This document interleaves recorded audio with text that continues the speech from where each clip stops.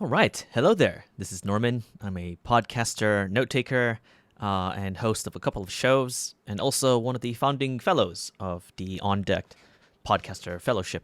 There was a message sent to me by another founding fellow to take a look at the latest episode done by him on his show, and I thought instead of just reacting to it in a way where, oh, let me just listen to it while washing dishes or cleaning the house or whatever, I thought that I could listen to it cold, as in no prep at all, not even looking at the show notes or descriptions, thinking, oh, do I need to read up on something beforehand, like no prerequisites rather, and see if I can enjoy the insights and wisdom from the episode as is. So this episode will be covering a conversation with Gagan Biyani, who is the co-founder of Maven, CEO, I believe, and CEO of Udemy, which is the online education platform. So let me switch over to this screen. This is specifically from Säswät, aka at Arbalest Partners. So shout outs to you, Säswät, where they've had an accelerator program in Maven, which is essentially a platform or a place for people to create cohort-based courses, which is, a very interesting model in terms of getting someone to learn a skill and to learn it in a cohort setting, so that over the course of a few weeks you gain those skills from an angle of community and acceleration, because you now have a lot of support from people who are also learning at the same time as you, as well as mentors to guide you on your way there. Through his show, which is the SaaS It Up show, which you can find right there. Let me just zoom in. The SaaS It Up show, Gagan came on as one of the guests and also attended that accelerator program to provide this talk. So we have Säswät, we have Gagan as the guest, we have Arielle Nissenblatt, who is another notable podcast thought leader and notable name in the podcast space, at least within the Twitter space. So shout out to you, Arielle, for being an amazing trooper in pushing the medium of podcasting. So both Arielle and Säswät interviewed Gagan in this talk, so we are going to react to it accordingly. So before I do, I'm going to set it up, my notes for this, so that we can prep. So let me just do that really quickly. So we go here, we go here. Episode is called Gagan Biyani, CEO of Maven.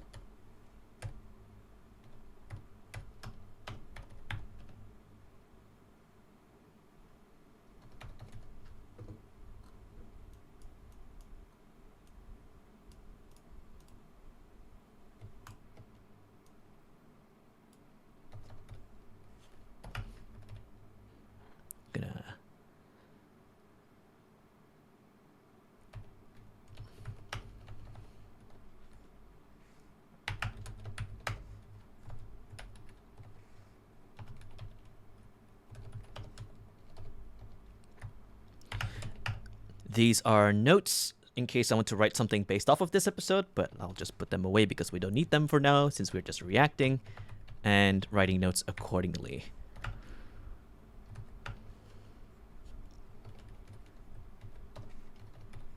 I'm going to switch it to skeleton. So skeleton is my own notes derived from my experience. So right now we have the notes. And let's start.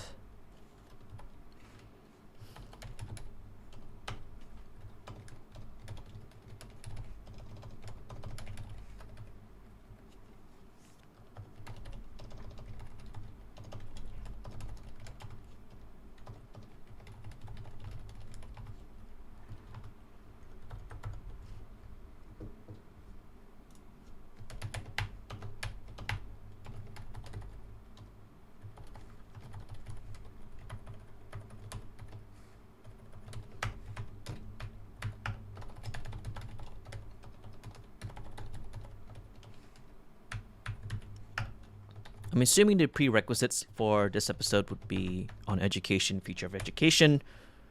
But just in case there's something else that may come in, other topics, I'll just bring them in as much as possible. Or as I'll bring them in as I go along with the episode.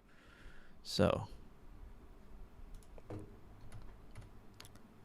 that's pretty awesome. We even have a section on articulation, which is obviously a topic I would love to explore another time, but I'm just gonna steal this picture. Thanks for the picture, Säswät.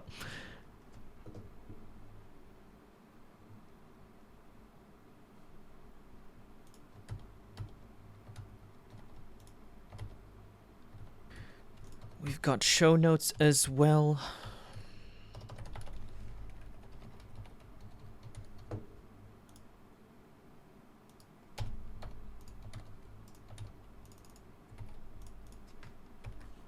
And topics include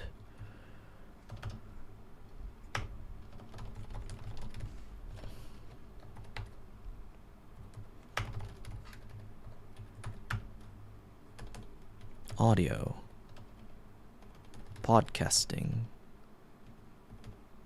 cohort, base course.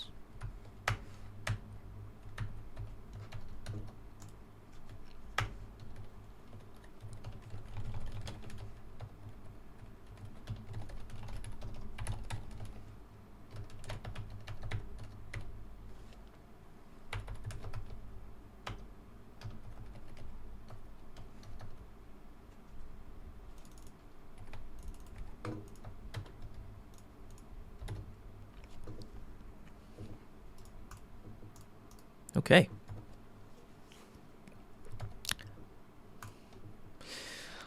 Right. I have the audio downloaded for the episode, and we are going to be writing notes as we're listening in.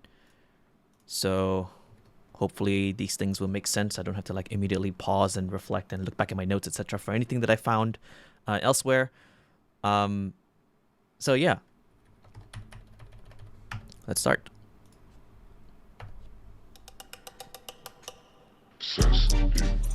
In this segment, we'll experiment with the boundaries of storytelling, featuring some of our friends, mentors, and advisors. We'll share perspectives and reframe the narratives that fall on a spectrum.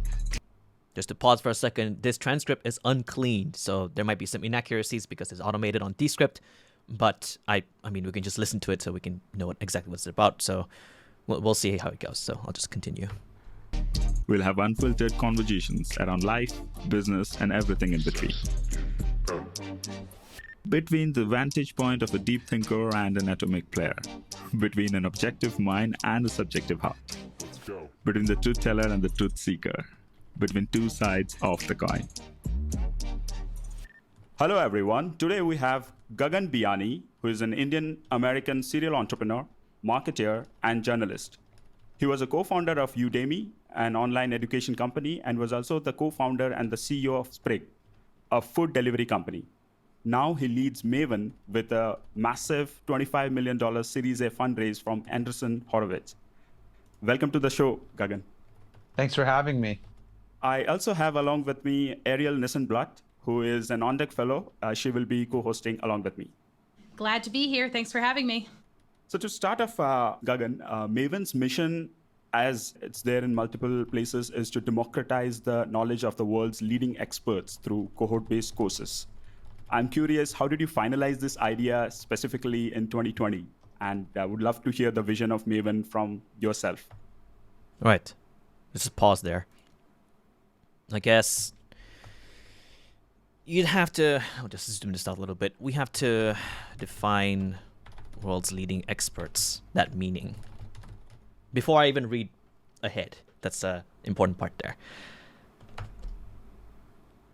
Does this mean like creators? Does this mean academics? When you say leading, like you have experts who are really good at their field, but then they're not good articulators, right? So that's pretty important. An expert that isn't realized in the public space is kind of similar to a hermit that is just locked away in their cave, even if they have the knowledge that can serve the world, if they're not out there shouting it out loud for everybody to hear, it's not really knowledge applied. So when you say world's leading experts, do you mean like, those who have actually published books, those who have actually had a really long blog for 10 years? The criteria is pretty broad here when we say leading experts. So that's probably, hopefully that's an answer, hopefully the answer to this, or the I think what I want to write here is, will the constraints of a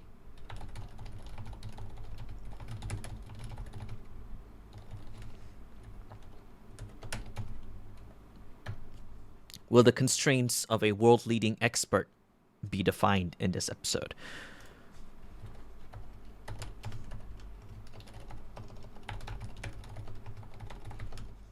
And I say this because I sort of have seen some of the courses that are available in Maven after taking a look at a few of them, and the backgrounds or the job titles and positions and academic standings of the various individuals who have courses on Maven vary a lot, right? So there's like so many different definitions of expertise, which is something hopefully will be addressed here.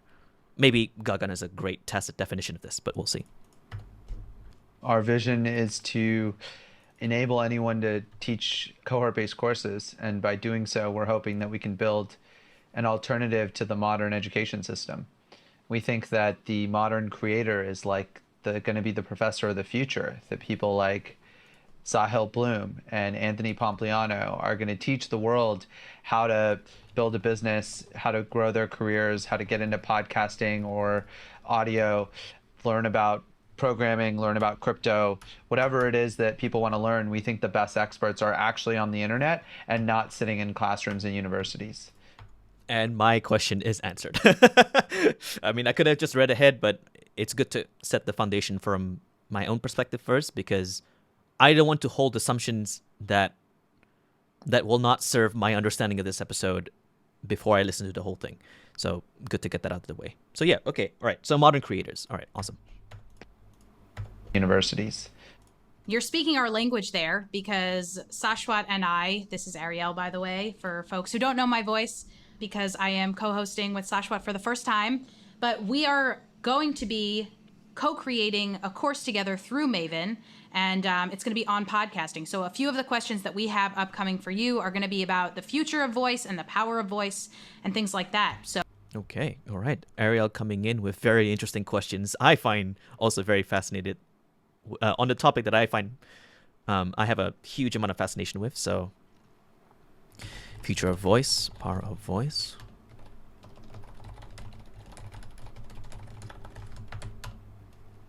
What could it be? I just wanted to cut in there and give some context, but we love what you're talking about. Exactly, and I'm so excited for you two to be teaching. Just pause there. As a host, this is a great point. If you're thinking about being a podcaster, etc., Arielle did a great job in setting up the context. So what I mean by here, so this is like the thing is, when you're a guest in a show, you do come in with a motive if there's something in particular you want to talk about. But one good way as a host is to prime the guest, or to help them prepare what kind of questions may be coming up, so that they can find the right semantics to answer them with. So you don't have to like catch them faltering or taking some time to be like, I don't know what to say, or I have an answer, but I need to take time to like formulate it, so we can keep the natural flow of conversation. So, plus points. But of course, Arielle knows this because she's a great podcaster. To be teaching people, because again, I think that the skills that you're going to teach are more valuable than a lot of the skills that we learn in school or in traditional, even in the workplace. And so that's what Maven's all about. We want to empower experts to be able to teach what they know to the public and make money doing it. So I think 2020 and 2021 were very unique years, Gagan. So in 2014, there was an article by Justin Fox, who had mentioned in the HBR article that the way to succeed in business by bundling and unbundling. So he was quoting something from Jim Barksdale. And the quote was very nice, is that the only two ways to make money in business, one is to bundle and the other is to unbundle. And I'm very curious that Let me see if I have notes on this. I have notes on bundling from the Divination's newsletter, which is part of the every publication. So I may have to look at that more later, but let's just go back to here once again. So this means that I can probably expand on this later on once I re-listen to this episode. I listen to the same episode multiple times sometimes when I'm like obsessed over a topic. So this is a good point to just give myself a refresher on bundling and unbundling. For those that do not know, bundling and unbundling sometimes it's the model where you package specific features, specific sets of information, insights, etc., into one large package for convenience sake, or unbundling is the exact opposite of that. If you have an all-in-one solution out there for something that covers a really broad audience, sometimes some fragments of those audiences want a deeper specialized version. So a company or a startup would look at the available solutions, and then they would create an unbundled but deeper specialized version of a solution they might like, and then they might even charge extra, and that's actually perfectly justified. So huge balance and moderation on what's available for bundling and unbundling in the world of startups, in the world of like information age products, I guess, or like digital products or information products. And I'm very curious that Maven is actually unbundling a lot of the educational university stack per se. Would love to know your thoughts on those as well. Yeah, I 100% agree with that. I would say that Maven is taking the educational experience of learning, specifically just learning a new skill that is useful for either your career or for lifelong learning for your personal life, and rebundling it over the internet, or we're really unbundling it and offering one portion of that over the internet. So Maven does not provide, some sort of 4-year certification program. It doesn't have a aspect of credentialism, nor does it have a long-term community. There's definitely amazing community built within a course, but not outside of a course. And in that way, we're unbundling the educational experience that you can get either in universities and MBAs and professional education. And so, yeah, we totally agree. Credentialism. Oh boy, that's going to be a big one. We'll probably expand on that another time, but man, this is, I think like current bundled solutions of education stem around this. Is it egotistical? Is that the right word? Like this obsession almost with credentials as a barrier to opportunity. It's as if you need this scroll that you get at the end of paying, thousands of dollars to get your degree. This scroll at the end is what will land you a chance to earn money. Or in this case, this scroll is what would justify all your time and effort in learning a skill. So it's good that Maven isn't introducing any form of credentials. That's I'm quite happy about that. Your background, for folks who might not know a lot about you, what first got you interested in education?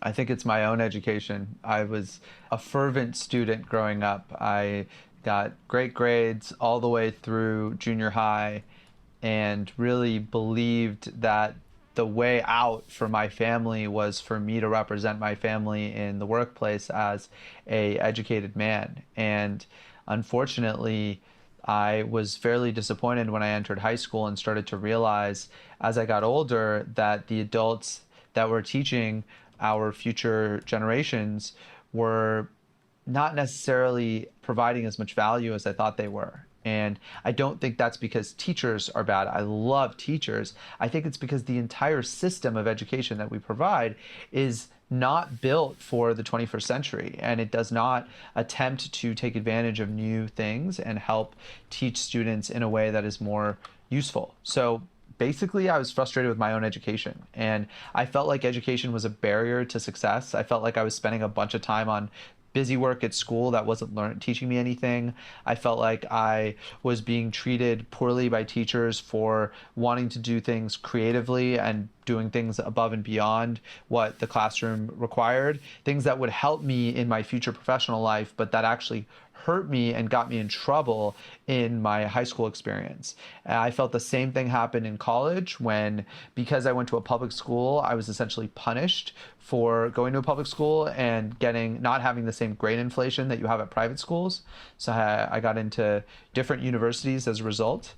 And then, of course, once I got to Berkeley, which is where I went to school, I found that the education system was really mixed. I had some amazing professors that I loved and other ones that I didn't. And it just feels like this system needs to get blown up a little bit. And so been on a mission to do that.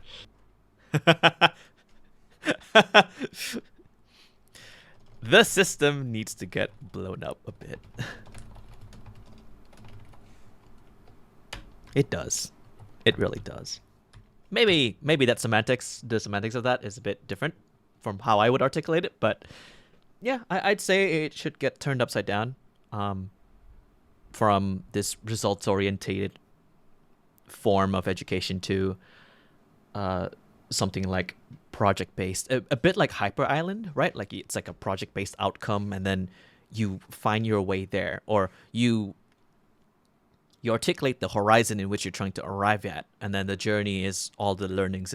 As long as you document that, then that's considered growth, right, for the average student. And I sometimes find that kind of model will work really well at a younger age, because if you try to standardize the growth of a young teenager or even a young child while they're at their most sensitive in terms of response to environments that give them an opportunity to learn, I think they would just do way better than, like, for example, my own experience.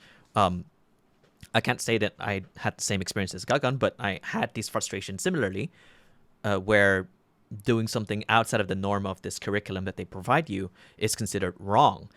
So how is it that we can express our own individual forms of desires for learning when they are deemed as wrong, or we don't get points, or we don't get rewards? And in the end, we start to think that, oh, the reward is more important than the journey. So we start to get these frustrations. And sometimes frustrations turn into $25 million Series A funding rounds by A16Z. So, yeah. Completely agree with you when it comes to kind of being treated differently for having different learning styles growing up. I always say, now that I've discovered podcasts, I listen to 40 hours of podcasts a week, and I'm learning constantly through audio. And I always say, like, if podcasts or audiobooks were more accepted as a learning forum when I was growing up, I would have had a lot more self-confidence as a learner. And so I just think you're right that we do need to kind of blow up this traditional model of education. And I love what you're doing at Maven. And then I love the notion of empowering others to help learning happen all across the board. So just super grateful to be connected and in the larger Maven ecosystem. Yeah, we're so excited to have both of you. And I agree, I listen to audiobooks every day, basically. And I'd say at least 50% of the books I consume are consumed over audio. I also am a fervent podcast listener. So I wholeheartedly agree that it's a great way to consume information. You get a different feel. Sometimes I prefer to audio, but why can't people use all media that they want to when they're trying to learn something? And the goal should just be to achieve what you want in your career and your life. And Gagan, especially in the Maven Accelerator, when we were interacting with a lot of fellow instructors, we loved that experience because they were really top-notch. They were the best in their specific fields as well. And one of the research that I was doing in the background was that some of the best qualities of exceptional facilitators, of course, they have the clarity, they have the knowledge, they have the spirit of service, thoughtfulness, etc., embedded within them. But one of the things that really stands out is empathy, especially when you're trying to build cohort-based courses, that touch of empathy or that element of being really supportive to your stakeholders, students, and on your community per se really stands out. And that's what even I felt within the Maven ecosystem as well. While I'm having conversations with Veskow as well as Shreyansh Bhansali, somehow the touch points were really empathetic. And I'm just curious, how did you create it? Because I'm pretty sure 10 years back, your way of operating businesses and, when you were just starting off as an entrepreneur, it would be very different. But over the last 9, 10 years, you would have learned so much from the ups and the downs of your entrepreneurial journey. And somehow it really stands out in your personal touch points as well. Would love to know your thoughts on those. Oh boy. Okay. Facilitators, the wonderful world of facilitating. Facilitators, podcast hosts as well, interviewers, and those who moderate fireside chats and events, etc. They all harbor the same few key points that I believe are very important. So Säswät in the episode mentioned empathy. That's definitely one of them. I think the other few points are curiosity and also admiration for the guests. This is almost as if you are dating the guest. It's like you're wanting to know more about them. You're wanting to connect with them. You're wanting to be almost socially intimate with them, where the questions you ask, the environments that you try to manifest in this conversation with somebody else or in a group chat or in a group event, that's going to be very different. That's going to be very important for when you need to hit an objective, but in a very humane way. And I think that to be able to create something like Maven and have it be sustainable requires the complete mastery of these specific soft skills. So being able to see like Gagan continue this for a very long time is like fantastic, especially with like all the seed funding and all of that. But the fact that there are instructors, there are CBCs coming out, there are many conversations surrounding Maven and its mission, and people are uplifting that, sustaining that. That's a really, really beautiful thing to say. About this, one is empathy as defined by your mental understanding of someone else and your ability to look at someone and learn who they are and try to speak their language. I'm going to swipe this from Descript, put it here.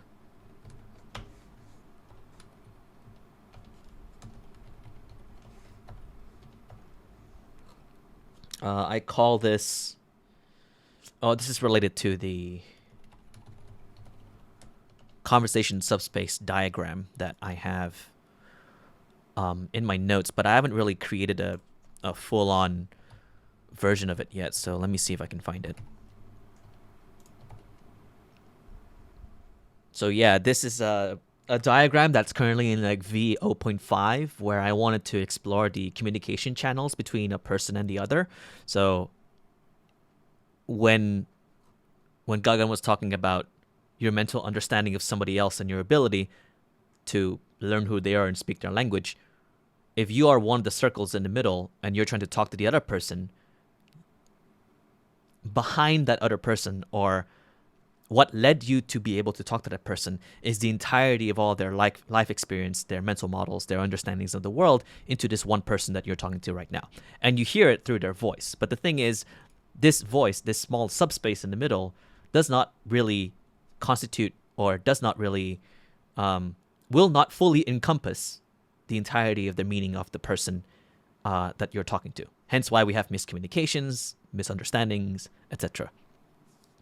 Empathy is when you're able to jump through the words being said, the explicit words being said, and understand from their point of view why they're saying it like that given their circumstances. So things like after knowing their reason for being, after knowing their interests, after knowing what drives them to speak with these specific semantics to lead them towards saying this to you at this moment in time, and letting the gears move and answering that over and over again as you're moderating, as you're hosting, as you're leading these courses.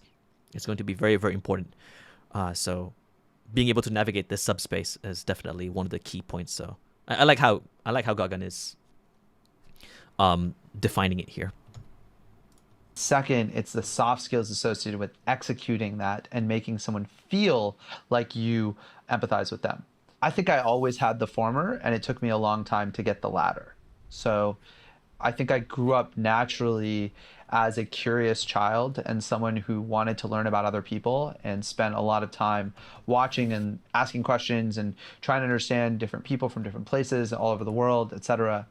However, I didn't know how to display that empathy to someone when I was interacting with them. And one thing I think actually Wes and Shreyans probably share with me is, and you may share this, Säswät, but it's not something that's taught in Asian culture. So Asian culture is more, the way that you show respect is out of servitude and not out of gratitude or empathy. It's more out of respect and rule following. And so the social dynamics are not as soft. And I wasn't raised to know about these things. I will conversely say that I think a lot of these things are over-indexed in Western culture. So to be fair, I think that there's a little bit too much softness, and sometimes it can be really frustrating. But I agree with you overall, which is that it's just better to learn how to interact with people and make them feel comfortable. Love that touch of personalization as well in the Maven ecosystem, especially whenever you are scaling up business models, right? There are authors, there are writers, there are journalists, and you yourself have a journalism background as well, right? So I'm very curious, are there any parallels between journalism, entrepreneurship, and creator economy that you see when you're actually enriching the business model within Maven as well? I see parallels between everything. I think one of my major insights in life is how there are patterns across all sorts of Polymathic integration. I love it. Of course, you need integration, no matter what, right? Like, let me find the.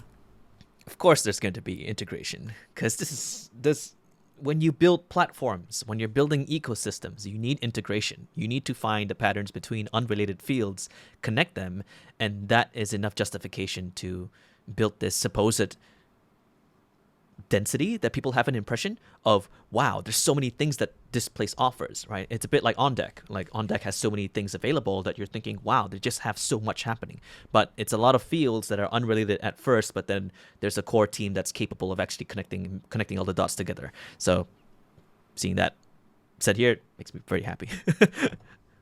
Between watching a child learn how to focus on, learn how to enjoy vegetables, to learning how to appreciate ballet, to understanding how the Columbian Exchange happened in 15th and 16th centuries, or in the 15th and 16th centuries.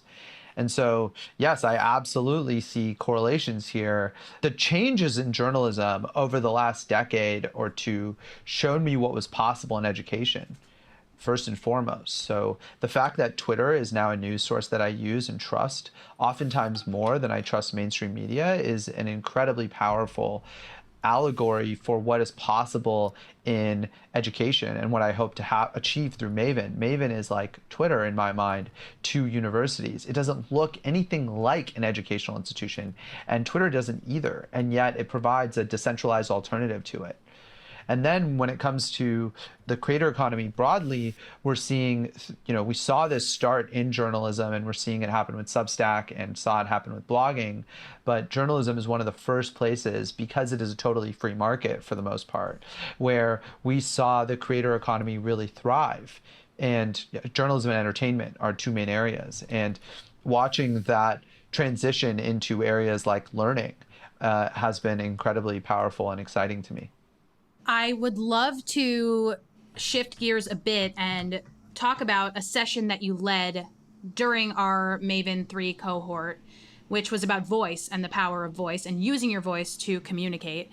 So I'm wondering first if you could describe some of the tactics that you shared, and Säswät can go more into those for more details. And then how have those tactics served you over the years as a communicator? I was very lucky in my high school days that I came upon speech and debate. And in speech and debate, I learned how to be a public speaker at the age of 13.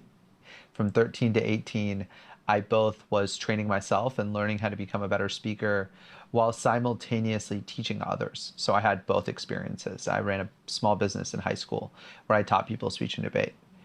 And so what you saw, Arielle and Säswät, in that session was me sharing the core insight about voice, which is that you can change your voice and you can have control over your voice. And this is just an insight about life. So many things we believe to be static about ourselves, you can apply the growth mindset to. And you can change how you communicate with people. Like, I can have a higher pitched voice if I want to. And that was a big lesson for me because in high school, I had a really, really deep, dark voice that was a little bit aggressive and sounded like I was angry all the time. And I wasn't angry, well, maybe a little bit, but mostly I was just trained to speak in a sort of aggressive way. And so I had to change it to become much more professional and to be more, as you said, Säswät, some form of empathy, right? To make people feel like they might relate to me more, to be more charismatic. And what we do during the session is we run you through exercises that help you practice training your voice. And some of that is about. Well, I definitely agree there. The ability to change your voice will pretty much is something you can control. When you have your voice be used with intention, it really works well, especially in the medium of podcasting where your only relationship with someone that you're listening to is their voice.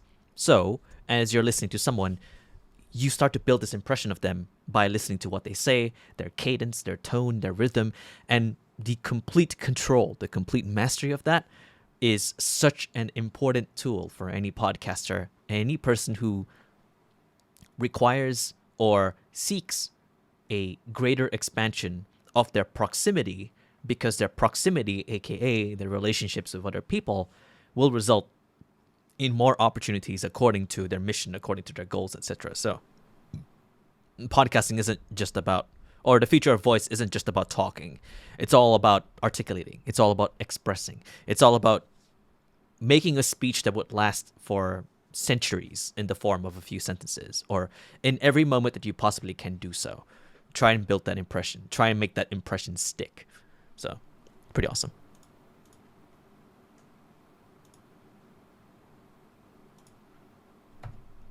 Kind of going off of that, with your experience founding edtech companies, where do you see cohort-based education going in the future? I mean, you've talked a little bit about it, but what do you think if you could envision 50 years from now, where do you think programs like Maven will be, and who do you see as the ideal learner of Maven-related programs?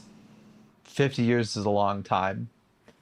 Let's go with 5. I'm probably thinking, well, let's go with 10 to 20 if you're okay with that, yeah. Arielle. That's where I'm going. I'm thinking 10 to 20 years out right now. And what I expect is that we are building the building blocks. We are setting the foundation for an alternative education system through online learning. Those building blocks are the best knowledge out there, and the best way to consume that knowledge should be available over the internet. And we got pretty close with video-based courses and podcasting and audiobooks, but these are single-player games. And the challenge with single-player games are that they are not motivational, and learning is extremely difficult. It's much easier to learn in groups and to learn with some accountability. So cohort-based courses take these asynchronous one-player formats and turn them into multiplayer formats that are far more effective.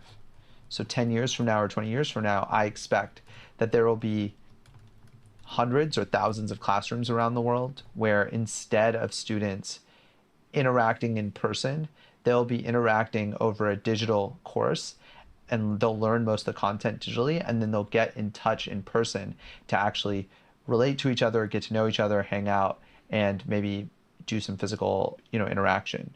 Oh, that's like it's like if a university was completely open, like if the internet is a university. I think that'd be pretty sick. You can think of it as like a campus, and you can just go in, enroll in classes, and then go out. And if you need to, reach out to the professors at open hours or like office hours, you can just reach out to them. Or if you want to start up like study groups of people, I think that will work really well. Like if you can do it like that. It sounds like it requires some base level of, not regulation, it's not the right word. Best practices for cohort-based courses. Because I have a slight disagreement with this vision, or sorry, not disagreement. I have a slight drop in confidence with this vision, mainly because of accessibility. This requires constant internet. This requires dependency on specific devices. This requires your social life, your learning life, your behaviors have to be adhered to digitized ways of doing things, which is, good and bad. It comes with its own pros and cons. But the one thing that makes me drop my confidence is pricing. So hopefully if, Maven's a great example here. We have different creators acting as, we have different creators as professors of the future. If each creator is able to create courses of different scales, sizes, and different points of availabilities, then that way people can enter the CBC ecosystem, can still be involved in that community, and still maintain that level of social, be part of that network of learners in a very collective, conscious manner, without getting barred or without being unable to even enter that learning environment just because you don't have the resources prior to even start learning. So hopefully it'll be pretty cool. Like if we can see a CEO grown out of something that's, they just joined a CBC for 8 weeks, and then all of a sudden they're running a $10 million startup, that'd be pretty sick. Or you are just graduating from IIT and you want to learn how to be a successful engineer in the workplace. You will go online and you'll have an amazing community there for you of other people who are in the same spot who want to learn the same thing you want to learn.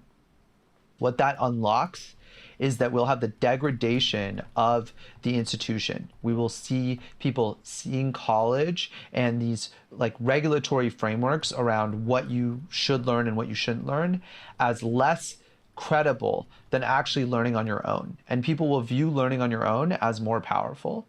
And schools and universities will become less gatekeepers or less strong gatekeepers for who can get great jobs. And I think that will be a major boon to our society because these gatekeepers are increasingly expensive. And so they're... Yeah, this is also important. And I don't want to make this comparative. If I just mentioned before, the thing on CBCs being, increasingly resource heavy. Not every CBC is expensive. So if we can get more and more people involved, then of course you're going to see a broader variety of cohort-based courses coming out. But in comparison to current solutions, things like tertiary institutions and things like these not contracts, but these commitments that you have to do, 4-year degrees, or these regulations in terms of what you need to do to get your scroll, limiting the different ways that you can learn something. At this point, at least from how I see it, some institutions, they're mostly valued for the potential proximity that you can get by assigning your name to the name of that university. Whereas if you're capable of learning something on the internet, then you might as well just take most of your energy you're setting aside to invest into learning to online environments, and then just go to these institutions and treat them just as institutions, not places for learning. So maybe there's there's going to be a disconnect there. So hopefully, if something like that were to happen, I'd be up for it, because I'm seeing some pros and cons for educational institutions, and I'm happy that they're still there. But having some similar sentiments with Gagan, I wouldn't have fit in properly to a tertiary institution. I still appreciate that they're there, though. Going off of that, if you could teach any course about anything, whether you know a lot about it or not, or you'd have to teach yourself, what would you teach a course on? I spent 3 years traveling and off work before I started Maven. And the biggest lessons that I learned are a combination of anthropological, geographic, historical, and sociological with a bit of economics. And I think that there's a course that could be taught about how the world works and how it got to where it is, that maybe kind of leans into stuff like Sapiens or Guns, Germs, and Steel. I'm reading a book called 1493 that's in this vein. That's a subject area that I don't think I'm qualified quite yet to teach this subject, but it's a subject that I'd really love to teach. And I'd love to teach about how different cultures around the world today differ, because I think that one of the biggest challenges we have is, as a society, particularly the internet-based, white-collar society that is mostly America dominated, we kind of have a very, very narrow view of what culture is. And we almost ignore the existence of 95+% of humanity today in our conversations around race and gender, our conversations around workplace dynamics, our conversations. I would love to teach a course that brings in more context to people and provides a historical and a modern context to the world today in a way that opens people's minds up to what I think of. Of course, this would be a course based on my position, so it would be it's not a factual course, not a solely factual course. It's like a opinion. It's a course more like you would have in college or graduate school that shows a position on the world. But I think it's a position that is people are widely interested in, but have not widely explored. If there's ever a course like that, I would totally enroll. I traveled most of my life, so the notion of borders, or the unnation mindset, where I'm not bound by the constraints and perspectives and opinions of the culture that I was born in, ended up benefiting me. Of course, there's some compromises, but it ended up benefiting me in a way where I am aware of how the world works, not only from a global scale, but at also different scales as well, from like a nation scale, from state to state, or from actor to actor, from seeing the minds melt between two people who have different backgrounds and they're trying to look at the same thing, but their semantics are different, their articulations are different, their expressions are different. Why? Because of the history of the world, the kinds of people that it creates, and as a result, when these creations or these created individuals, or well, not created, shall we say, developed individuals, start talking with each other, what is the resultant or the result of that conversation? But the thing is, not everybody either gets the opportunity to expose their borders like that, and also not everybody has the chance to maybe, say, travel for a very long time, or have their assumptions broken, or have their thoughts challenged or provoked in a way where they can expand and go deeper into that same level of detail. Well, expand and go into a further level of understanding so that it feeds maybe their mission and their purpose. So, Gagan, if you're ever going to do something like this, I would love to add to it. I would love to explore that with you, or if you have an outline or something like that, I would love to see how you're going to structure that, because that's going to be very interesting. I've seen some courses in university on a similar vein, but this objective where you're trying to create more global minded individuals, or those who are unbounded by modern civilization in terms of identity, I guess that's maybe one way of putting it. To cultivate individuals like these sounds pretty awesome, actually. I'm reading a book right now called New York by Edward Rutherford, and it's all about the founding of New York, and it's about the 1600s, and it's just amazing. It sounds kind of right up that alley, kind of the foundations of modern society, but also exploitation of natives. It touches on everything. It's really, really well done. It's teaching me a lot, and I'm listening to it. I love it. I want to ask a question about your worldview, and then I think we're going to wrap it up. But I think this will kind of give us a great sense of how you became the way you became and how other folks can kind of take from that. So we read on your website that you grew up in a household where you spoke what was on your mind, often with an exaggerated tone and extreme language. And then in parentheses, Indian and Jewish people can probably relate. So I'm Jewish. Säswät is Indian. So I'd love to hear about the connection that you find between the two cultures. Well, somehow in my life, I've noticed, and there's a whole like category of relationships called Hindus or something, but I've noticed that I've gravitated towards Jewish people, and more broadly, I've gravitated towards immigrants, frankly. So I think Jewish and Indian culture are examples of cultures where the immigrant mentality persists across generations, and that's really the common thread here, not really that the races are particularly related. I think that we're actually related to lots of other mindsets. I know Argentinian people who moved to the United States who have a mindset similar to us. And I know people from Eastern Europe, and I know even frankly some people from England, which is a culture that's very, very different from Indian culture. But I think that it's an immigrant mentality, really. And it's a mentality that has a lot more gruff to it, because most people who are immigrants made the journey over to a new place, and this could be, it doesn't have to be in the United States, but just a new place, because they wanted more out of their lives and they are less satisfied with whatever is going on.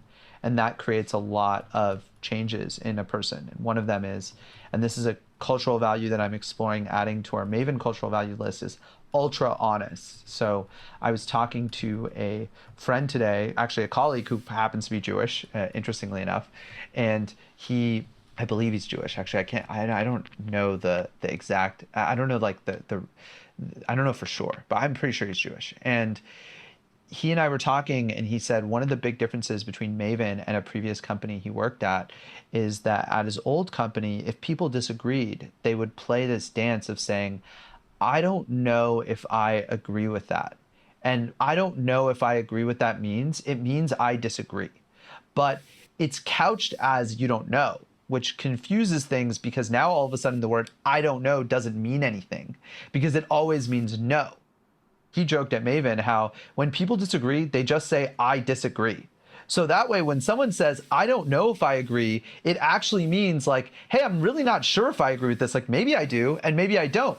Instead of, I definitely do not agree with you, which is like, this is like a very common bastardization of language that occurs when you're being too passive aggressive or too nice, is that you actually lose the point of your communication because you're consistently playing this game of how do I water down what I'm saying so that it feels better, instead of just accepting that disagreement is not bad. It doesn't have to be negative. Like we can disagree and still be best of friends. In fact, we can be better friends because we have the respect of each other to be being willing to be honest with each other.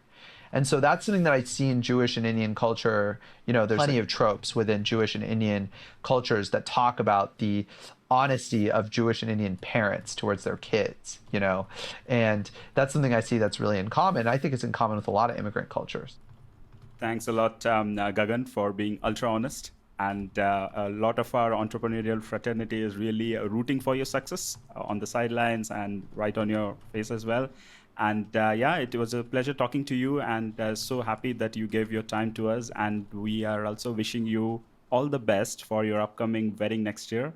If I right, I think the entire VC community is also aware of that. So yeah, congratulations and best of the wishes from the Maven community as well. Thank you, and I'm so excited for y'all's course, and I can't wait to see your students react to the amazing experience they have after they've experienced. For a lot of people, I bet it'll be their first cohort-based course. So I'm excited to hear how it goes for them. Thanks a lot, Gagan. Really appreciate. All right. Okay. Awesome. That was great. Really enjoyed that. Yeah, I don't really have much else to say at the end, because I see it is true there are some cultures that harbor direct, explicit expressions of messages at frontal value or at face level, which is a lot healthier in the long run, because there is no assumption that it's meant to be a threat, or it's meant to be or that doing so is considered rude or anything like that. And I'm seeing some of that in some Asian cultures. Yes, it's just that once you have this like base mutual understanding, oh, okay, it's fine to say that you disagree. Like, I can disagree with friends, and that's perfectly fine. It's just saying I disagree. I'm not saying, hey, I hate you or anything. It's just that it's nice to say no with a level of brutal honesty, which is fantastic. Even though I do have problems actually doing that at times because I don't want to hurt the other person, but sometimes that backfires. So, yeah, I enjoyed that episode. Congrats to a lovely recording, a lovely conversation between Arielle, Säswät, and Gagan. And maybe I will take the time to look through all of these notes later on so that maybe in a live stream or something like that in the future, I can explore cohort-based courses or bundling or the future of voice, or even this specific course that Gagan wants to make in the future. So yeah, thank you for watching this, and I will see you in another video. Bye-bye.